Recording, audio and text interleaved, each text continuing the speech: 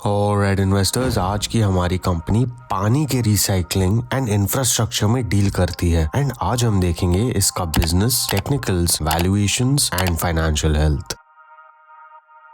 EMS limited शुरू हुई थी इन 1956। इनका बिजनेस है sewage solution provider, water supply system, water and waste treatment plants, electrical transmission and distribution, road allied works and operation and maintenance of waste water scheme projects and water supply scheme projects. कुछ समझ नहीं आया तो tension मत लो, आपको आज एक एक वर्ड समझाऊंगा। सबसे पहला है सीवेज सोल्यूशन प्रोवाइडर। ये बेसिकली वो लोग हैं जिनकी एक्सपर्टीज है पानी को कहाँ और कैसे डाइवर्ट करना चाहिए, जो EMS के पास है। एंड ये सोल्यूशंस ये दे सकते हैं फैक्ट्रीज को, हाउसिंग कॉम्प्लेक्सेस या सिटी एंड स्टेट डेवलपमेंट को। नेक्स्ट है वाटर सप्लाई सिस्टम। ये बेसिकली पानी सप्लाई कैसे और कहां से होना चाहिए, कौन सी पाइप्स लगनी चाहिए टाइप का रोल है। नेक्स्ट है water and waste treatment plant. ये बेसिकली जो गंदा पानी सूएज से आता है उसे केमिकल्स वगैरह से ट्रीट करके वापस नेचर में रिलीज किया जाए या रिसाइकिल करने के लिए काम आते हैं। नेक्स्ट, दो चीजें समझने के लिए आपको थोड़ा सोचना होगा। सपोज आपको टास्क दिया गया है कि शहर के एक हिस्से में पानी के पाइप्स लगाने के लिए, तो इसके लिए आपको क्या क्या चाहिए होगा। आपको सबसे पहले तो रोड की खुदाई करनी पड़ेगी एंड रोड के नीचे से बिजली की तारें भी जा रही होती हैं एंड ये तारों का कनेक्शन कट करना पड़ेगा। फिर तारों को सेफली वापस ज्वाइन करना होगा पाइप लगाने के बाद एंड उसके ऊपर फिर से रोड बनाना पड़ेगा। तो इसको ये कह रहे हैं electrical transmission and distribution and road allied works. Final दो चीजें पे कॉन्सेंट्रेट आपको करना पड़ेगा क्योंकि ये बहुत इंपॉर्टेंट है। पहला, वेस्ट वाटर स्कीम प्रोजेक्ट्स या WWSP फॉर शॉर्ट। ये गवर्नमेंट स्कीम्स हैं जो इंक्लूड करती हैं STP या sewage treatment plant, sewage network schemes. ये बेसिकली प्लानिंग एंड एग्जीक्यूशन होता है कि आपके घर से गंदा पानी ट्रीटमेंट प्लांट तक कैसे पहुंचेगा। तो जाहिर सी बात है कि अगर ये प्लानिंग एंड एग्जीक्यूशन करते हैं तो थोड़ा बहुत कंस्ट्रक्शन ऑफ रोड्स एटसेट्रा का काम इन्हें आता है। नेक्स्ट टर्म है CETP, जो होता है कॉमन एफ्लुएंट ट्रीटमेंट प्लांट। ये बेसिकली फैक्ट्रीज का सारा वेस्ट वाटर कलेक्ट करके उसे नेचर में वापस डालने से पहले ट्रीट करने का काम करता है। फाइनल टर्म है वाटर सप्लाई स्कीम प्रोजेक्ट्स और WSSP फॉर शॉर्ट एंड ये इंक्लूड करता है वाटर ट्रीटमेंट प्लांट जो पानी को यूज करने लायक बनाता है एंड पंपिंग स्टेशंस जो पानी को रिक्वायर्ड जगह पे पहुंचाने का काम करते हैं एंड इसके लिए जो पाइप्स चाहिए होती है इसे सप्लाई करने के लिए। इनका बिजनेस चलता है टेंडर्स के थ्रू जो इशू करते हैं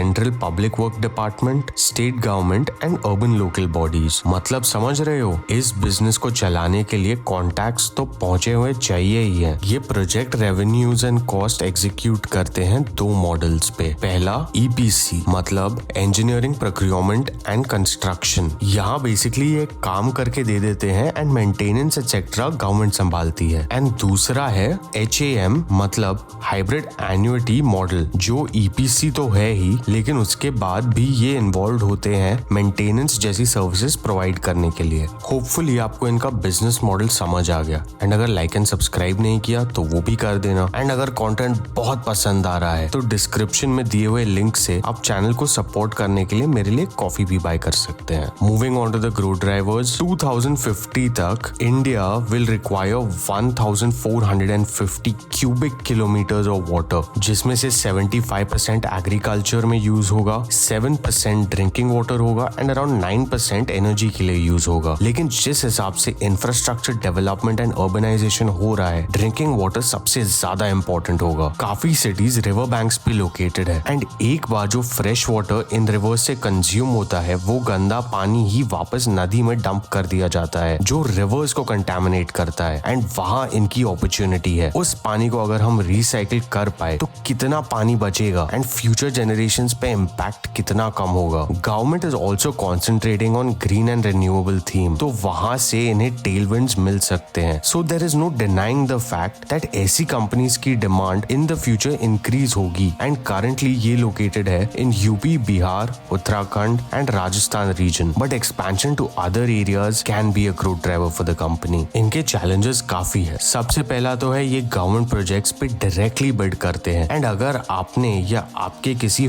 फैमिली मेंबर ने गवर्नमेंट के साथ डील किया है, तो आप जानते हैं ये सब कितना रिग्ड हो सकता है। एंड ऐसे बिजनेस के लिए या तो आपके कॉन्टैक्ट्स बहुत तगड़े होने चाहिए या आपके पास बहुत पैसा होना चाहिए। Apart from that, investor perspective से ये थोड़ी ओपेक कंपनी है, क्योंकि ना ढंग की इन्वेस्टर रिपोर्ट है, ना कॉन्फ्रेंस कॉल मिला मुझे। एंड ओपेक कंपनीज में इन्वेस्ट करना हमेशा रिस्की होता है। सारा इन्फॉर्मेशन निकालने के लिए मुझे DRHP में जाना पड़ा। इनके प्रमोटर्स पे क्रिमिनल लीगल प्रोसीडिंग्स हुई हैं एंड इनके कंपनी के अगेंस्ट 3 क्रिमिनल प्रोसीडिंग्स हुई हैं एंड 10 टैक्स प्रोसीडिंग्स हैं। ये कंपनी 2 बार ब्लैकलिस्ट हो चुकी है एंड ऑल्दो ये ब्लैकलिस्ट लिफ्ट हो चुका है, it is still a matter of concern as an investor. एक केस में इन पे आरोप लगा था कि इन्होंने सेफ्टी पे ध्यान नहीं दिया, जिसकी वजह से 5 लेबरर्स की मौत हो गई। ये हुआ था यूपी जल निगम के द्वारा। सेकंड ब्लैक लिस्टिंग इनकी हुई थी बिहार में एंड उसकी डिटेल्स आपकी स्क्रीन पे है। तो एज एन इन्वेस्टर अगर ऐसी न्यूज फ्यूचर में आई, then chances are stock price पे इसका इफेक्ट दिखेगा। इस बिजनेस में रेगुलेशंस बहुत है एंड पेनल्टीज भी बहुत है, तो failure to abide by those can be a challenge for them. इनका फाइनल चैलेंज है टेक्नोलॉजी का। अगर ये अपने आप को लेटेस्ट टेक्नोलॉजीज एंड मटेरियल से अपडेटेड नहीं रखेंगे,